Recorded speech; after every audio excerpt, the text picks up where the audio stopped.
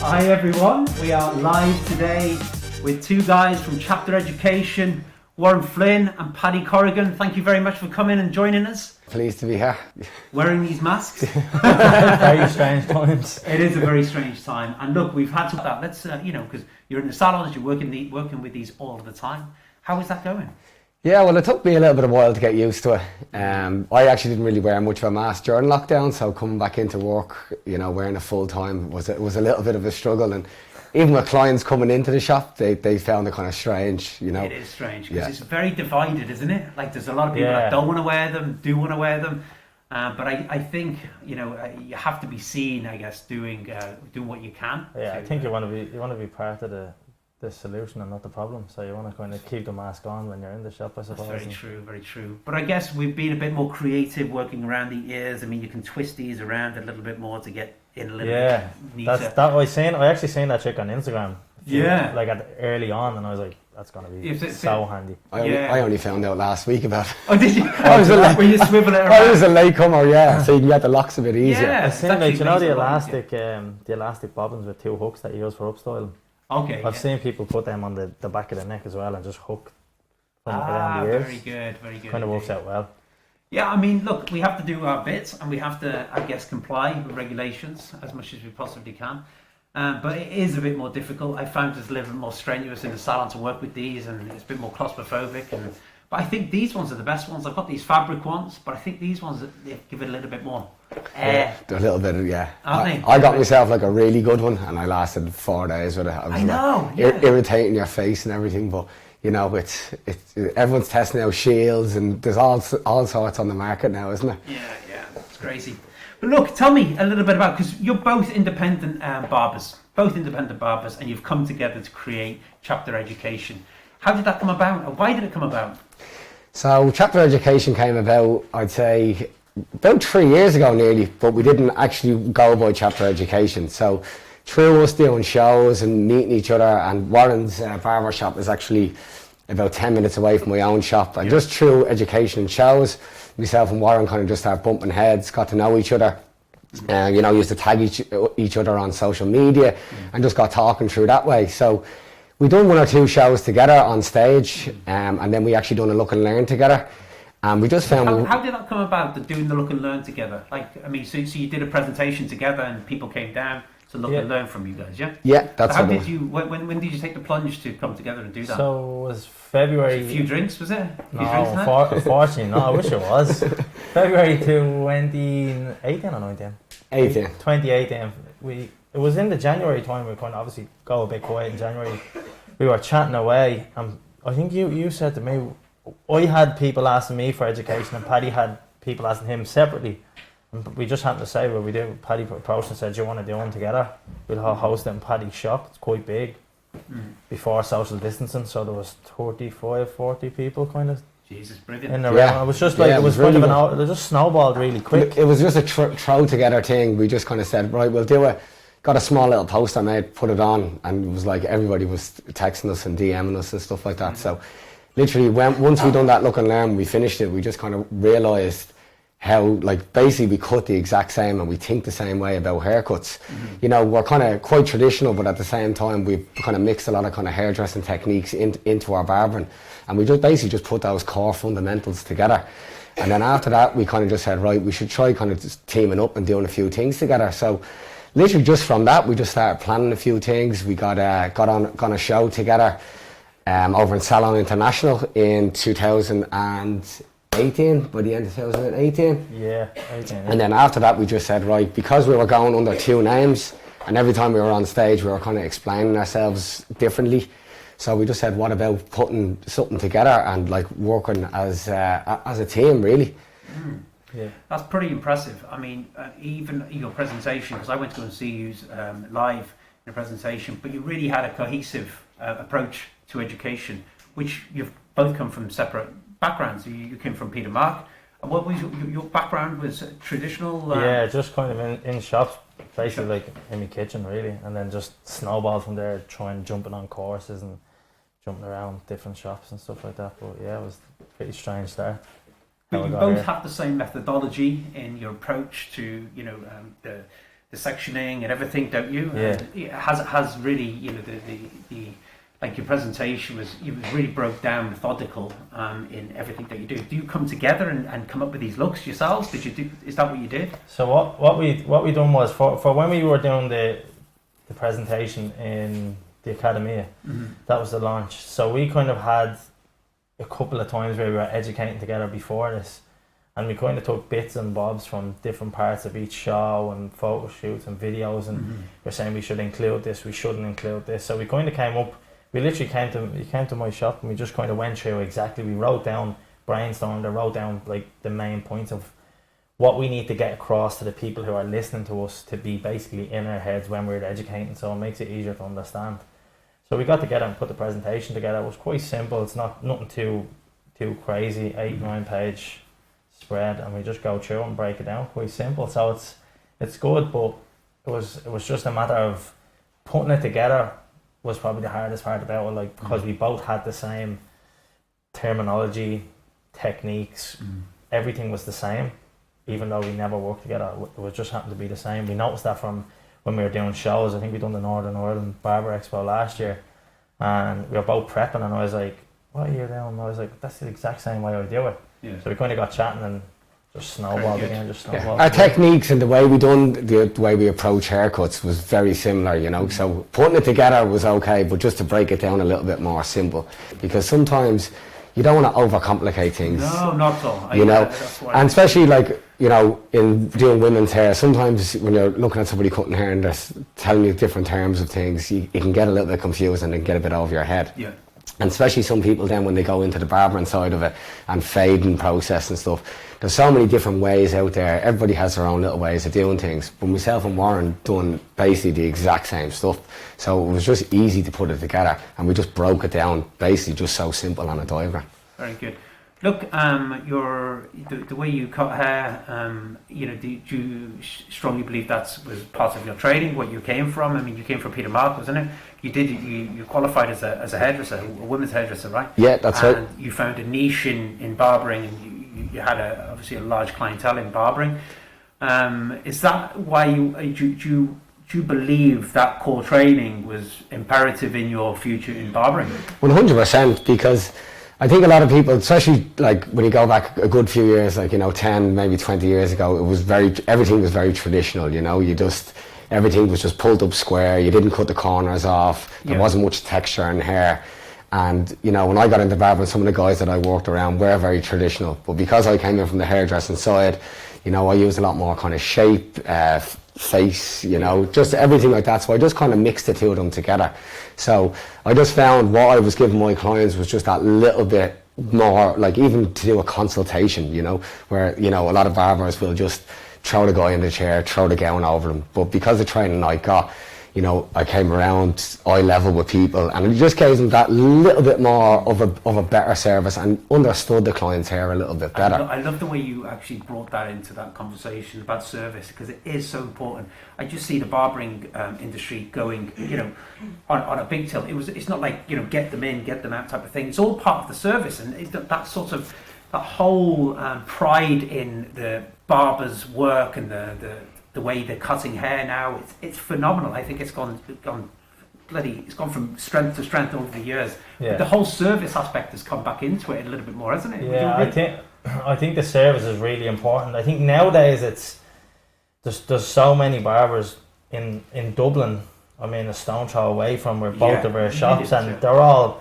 I mean, not only do I said this a couple of times. I think like the barber scene around Ireland in general has there's some of the best barbers I've ever seen.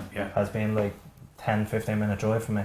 Mm-hmm. That's being totally genuine, mate. And I've been to America at shows. I've been to the UK at shows. I've genuinely seen Irish barbering just skyrocket. So therefore, how do you make your business different? How do you stand out different to the other barbers down the road? I remember a couple of years ago I was at Barber Connect. I think it was the very first one. And I was talking to Johnny, the barber. Yeah. And we were chatting away, and I remember at the time, he'll probably never remember this, but we were chatting and he basically said it's simplicity done perfectly is what you need to be executing. And ever since then, that's just something that had stuck with me. Everything I do, it's when I want to do something, especially in the salon, keep everything as simple as I can. Just do it perfectly. Yeah. He was always like a destination place. His salon, his barbers was always like a destination. It's all about service. It's all about that environment, creating that environment. But yeah, you're right. It's the simplicity of his work that was.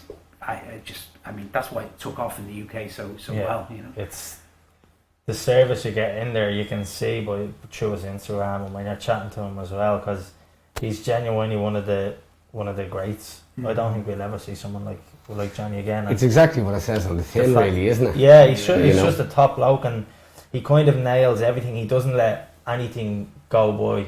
Like, he makes sure everything is perfect all the time. And I think the customer service aspect of his business alone is something that everyone can walk off and be like, I think that was embedded into him at a young age. That was I think that's young age. He was going to his barber shop. We were lucky enough to have him on the show actually, and he did a presentation for us. But he actually did say, that was installed into him from a young age. Actually, that whole service thing, going into the barbers, it was like that. You know, the consultation when Paddy just brought that up there. I remember we were educating down in Mayo, and we went through the consultation process, and I love the way Paddy has. He's a really detailed consultation. It's a similar way I do it, but there's a few small questions that you go into a bit more detail, assess the client. Open questions, I find, you know, because especially now, you know, and you know yourself, when you're doing women's hair or men's hair, it doesn't matter. Sometimes the conversation can go completely different. So sometimes just getting straight to the point and, you know, asking what you like, what you dislike about hair. But as well as like with service, you're talking about with barbering. You know, now we have appointments now as well, where before it was very hard to find a men's hairdressers or a barber shop that done appointments. So now now everything's online. You can book your own appointment in. You know, there's no queuing around.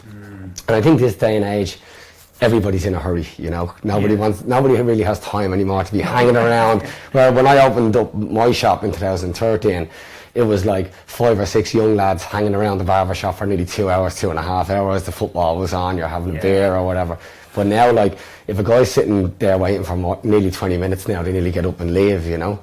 And I don't know why that is now. I think that maybe the little social aspect of that is kind of gone, where you were talking about Johnny, where years ago I heard him on a podcast talking about how guys just sat around and they were smoking in the barber shop and everything like that.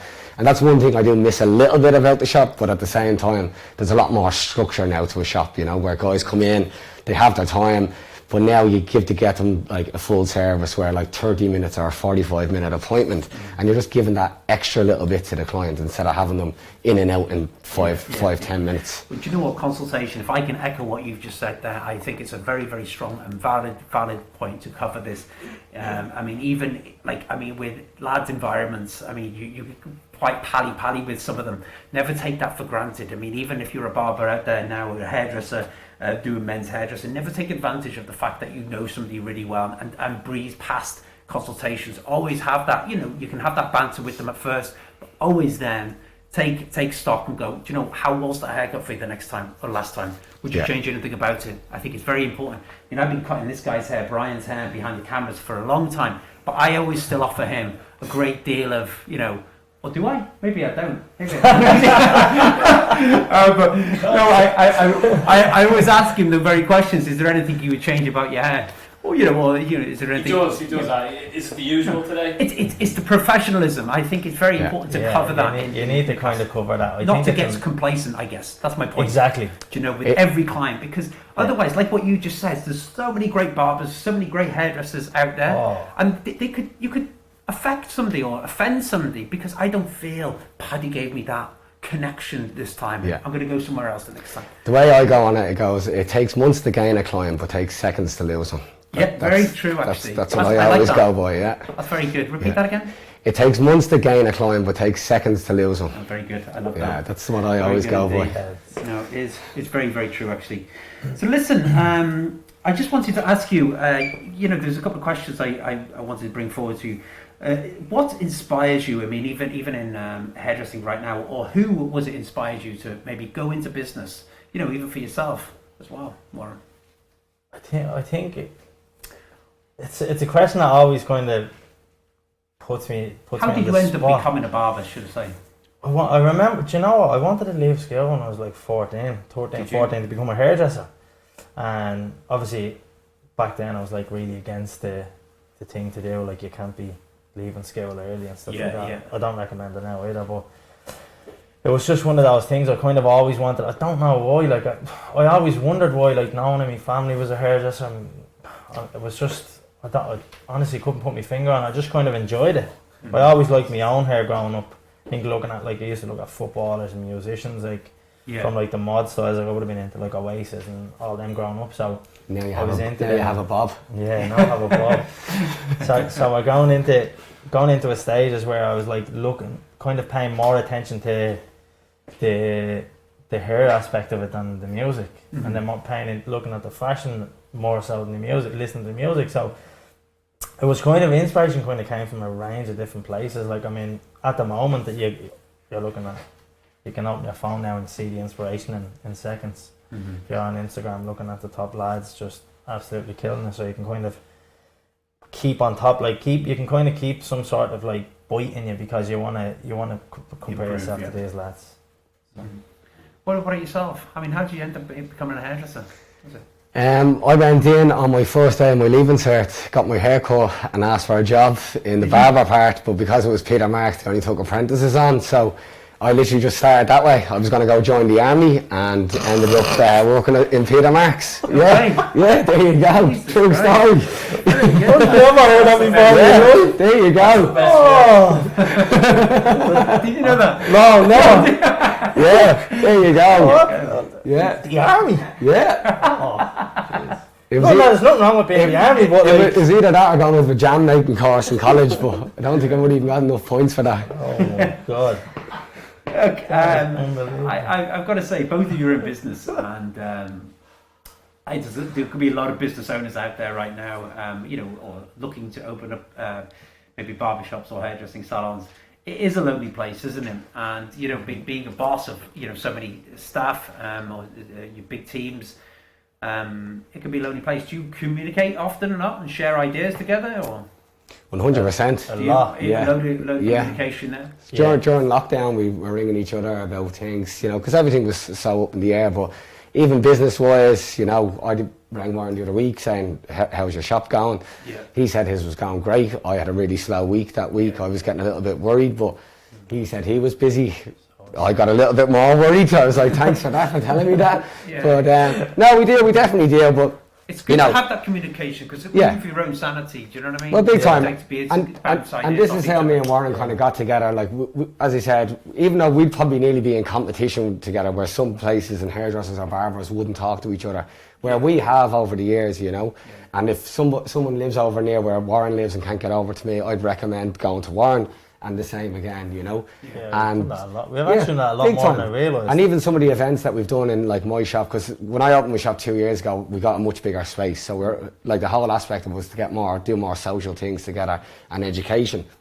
And I've done a few like social events, and me and Warren just try to stay friendly with everybody in the industry, because all you can do is learn from each other, And everybody is different, and everybody provides different services or different ways of doing things. But I think it's better to even collaborate together, you know what I mean? Yeah. I think nowadays as well, you see kind of the best top kind of hairdressers or barbers, the ones that kind of get together and throw ideas together are always the ones that kind of, they go further in the hair industry, I think. And anyway, that's my opinion on it. I couldn't agree with you more. Yeah, I think now there's a lot. I think probably the whole COVID situation happening brought a lot of barbers together who didn't want to, never come together, but they just kind of dodged each other a bit. Where it's just a lot easier to contact now, because we're all in the same boat. We all need advice on certain aspects that we are unsure of, especially with new guidelines coming out. You have to do you wear a mask? Do you do beards? Yeah. All these questions. I was able to open my phone and genuinely contact 10 different barbershops, all within like 15 minutes of my shop, and everyone gave just help. No problems. That's very, very good. So it's nice to have that now, especially in 2020. Look, show me. I wanted to touch on some of the razors and the clippers that you use in the salon, and how important it is to have good equipment. I know we've got we've got short on time, but I just wanted to. Yeah, we'll just do a quick little rundown. There's so, as you know yourself, there's so much stuff on the market now, different hair products, clippers and stuff. So we basically kind of keep ourselves fairly basic.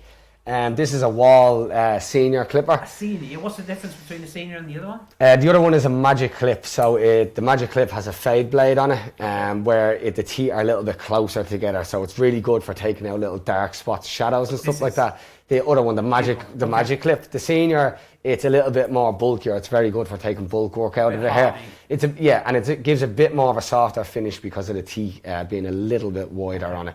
Obviously, it's a wireless clipper now, so they've become really good. You get good about 90 minutes run time on them now. So I kind of recommend to have maybe 2 clippers because you can have one fully charged and then use the other one. And then trimmers wise, this is a Wall.